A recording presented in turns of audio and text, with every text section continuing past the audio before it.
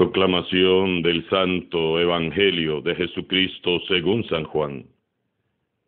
En aquel tiempo, muchos discípulos de Jesús dijeron al oír sus palabras: este modo de hablar es intolerable. ¿Quién puede admitir eso? Dándose cuenta Jesús de que sus discípulos murmuraban, les dijo: esto les escandaliza. ¿Qué sería si vieran al Hijo del Hombre subir a donde estaba antes? El Espíritu es quien da la vida. La carne para nada aprovecha. Las palabras que les he dicho son espíritu y vida. Y a pesar de esto, algunos de ustedes no creen. En efecto, Jesús sabía desde el principio quiénes no creían y quién lo habría de traicionar. Después añadió: por eso les he dicho que nadie puede venir a mí si el Padre no se lo concede. Desde entonces muchos de sus discípulos se echaron para atrás y ya no querían andar con él. Entonces Jesús les dijo a los 12: ¿también ustedes quieren dejarme? Simón Pedro le respondió: Señor, ¿a quién iremos? Tú tienes palabras de vida eterna, y nosotros creemos y sabemos que tú eres el Santo de Dios. Palabra del Señor.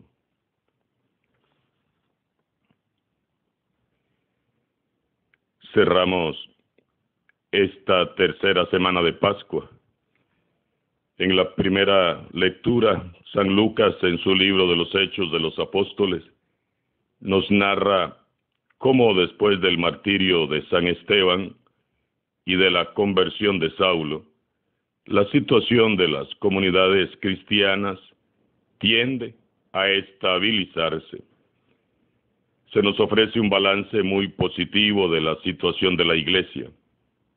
Dice el texto: en aquellos días las comunidades cristianas gozaban de paz en toda Galilea, Judea y Samaria, con lo cual se iban consolidando, progresaban en la fidelidad a Dios y se multiplicaban animadas por el Espíritu Santo. Pedro aprovecha el ambiente de paz para iniciar una visita pastoral. En su visita a una región llamada Lida, Pedro se encuentra con Eneas, un hombre que tenía ya 8 años de estar paralítico en una cama. Y Pedro le dice a Eneas: Eneas, Jesucristo te da la salud, levántate y tiende tu cama. Eneas se levantó y todos los habitantes de Lida y de la llanura de Sarón vieron, creyeron y se convirtieron al Señor. Luego se nos narra cómo en la ciudad de Jaffa había entre los discípulos una mujer llamada Tabita en arameo, o Dorcas en griego, cuyo nombre significa Gacela. Ella era muy hacendosa, hacía infinidad de obras buenas y repartía limosnas. Pues resulta que en esos mismos días Tabita cayó enferma y murió. Y los discípulos enviaron a Lida a traer a Pedro. Pedro llegó, pidió quedarse a solas, oró de rodillas y luego ordenó a la mujer que yacía muerta: Tabita, levántate. Ella volvió a la vida, se levantó. Y al igual que los habitantes de Lida, los habitantes de Jaffa vieron, creyeron y se convirtieron al Señor. Son curaciones similares a las que hacía Jesús. En ambos milagros se manifiesta la bondad y la misericordia de Dios para con los más pobres y necesitados. Son manifestaciones divinas que corroboran y respaldan la predicación de la buena noticia, el Evangelio que llevan los apóstoles. Son signos patentes de la acción poderosa del Señor. Del mismo modo, Nuestra evangelización en el hogar, en la comunidad, en los grupos donde servimos, debe de consistir en anunciar las buenas nuevas del Señor Jesús, sembrando paz y alegría por donde quiera que vayamos. El pesimismo y el desánimo no existen en nuestro vocabulario cristiano, porque en Jesús, el Hijo de Dios, somos capaces de transformar todas las cosas mediante la oración y la entrega personal al Señor. Pedro sale de misión y un paralítico vuelve a caminar. Pedro oró de rodillas y aquella buena mujer volvió a la vida. ¿Cuánto más haríamos nosotros si, como aquellos primeros cristianos, viéramos, creyéramos y en verdad nos convirtiéramos al Señor? Ver, creer y conversión son las tres palabras claves para vivir en Cristo Jesús. Ver, abramos los ojos y veamos cuántas maravillas ha hecho el Señor en nuestras vidas. Creer, creamos que Jesús es el Hijo de Dios. Conversión, demos ya hoy mismo una respuesta definitiva al Señor. Precisamente de eso nos habla el Evangelio de hoy, que debemos tomar una decisión y dar una respuesta de fe. San Juan nos narra hoy un duro y muy emotivo momento de crisis que vivió Jesús junto a sus discípulos. No tenemos muchos datos de cómo fue que sucedieron las cosas. Solo se nos dice que muchos discípulos de Jesús, después de escuchar el discurso del pan de vida, les resultó intolerable su modo de hablar y se decían: ¿quién puede admitir todo esto? Probablemente les pareció exagerada y muy exigente la adhesión que Jesús esperaba de ellos. Es muy cierto lo que reconocen estos discípulos. A veces es muy duro el lenguaje de Jesús, claro que lo es. A muchos de nosotros nos sucede lo mismo que a aquellos discípulos. Queremos oír a Jesús, pero diciéndonos algo que justifique lo que hacemos, lo que pensamos, nuestro modo de vivir, nuestro modo de ver las cosas.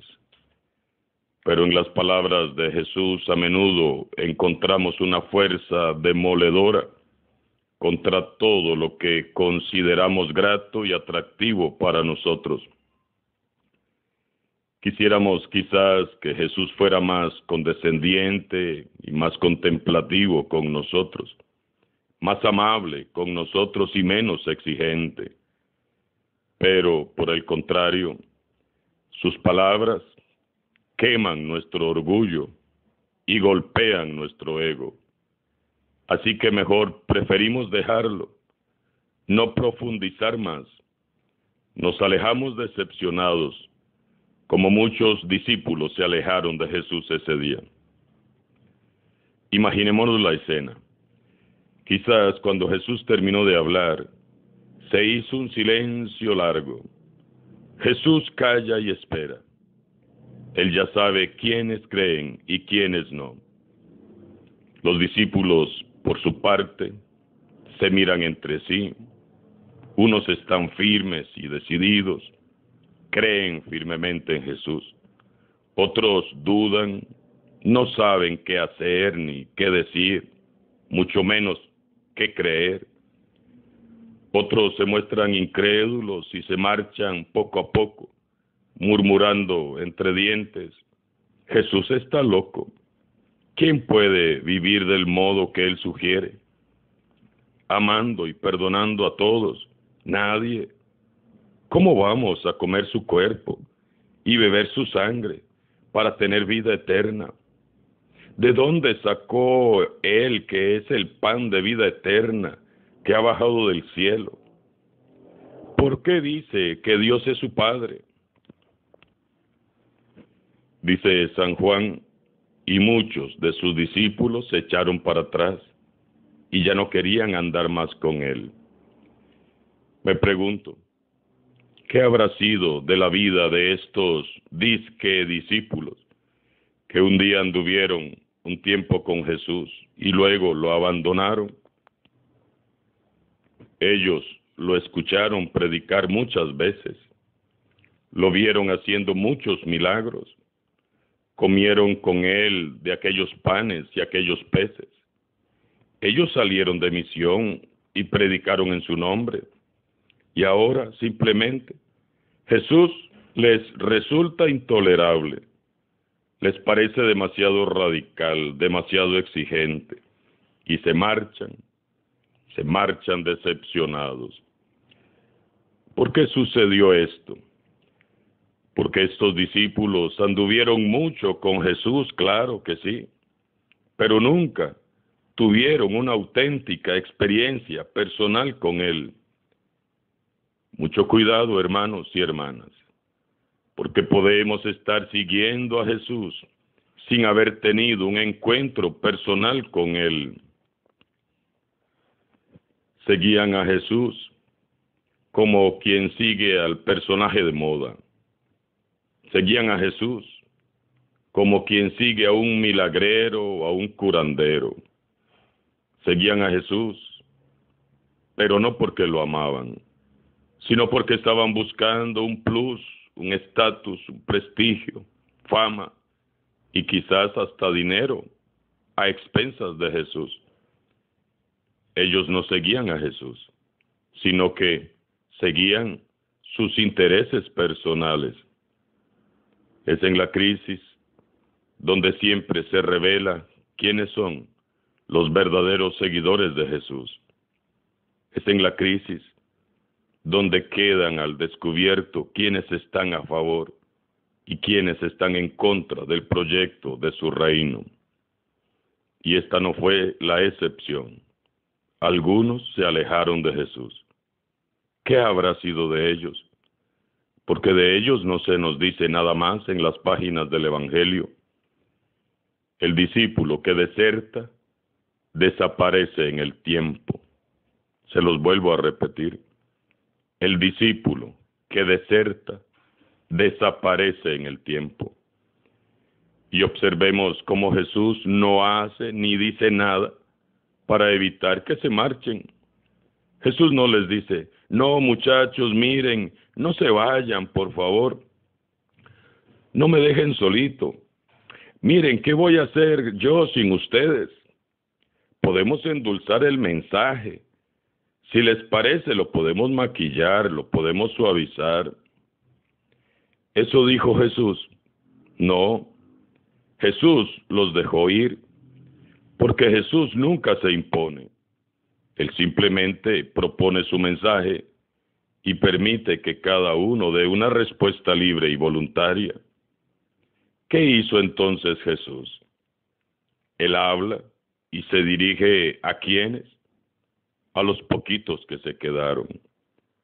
Y con el corazón lleno de humildad y de amor les pregunta, ¿también ustedes quieren dejarme? Jesús no nos quiere retener a la fuerza. Él nos deja en libertad para decidir. Sus discípulos no son siervos ni esclavos, sino amigos. ¿También ustedes quieren dejarme? Simón Pedro, una vez más, da un paso al frente para dar una respuesta ejemplar. Señor, ¿a quién iremos? Solo tú tienes palabras de vida eterna. Nosotros sabemos y creemos que tú eres el Santo de Dios. Pedro conoce y ama lo suficiente a Jesús como para saber que quiere seguir con él. Pedro reconoce que las palabras de Jesús son palabras de vida eterna que han dado luz y sentido a su vida. Y él cree en su palabra. Pedro confiesa una vez más su fe.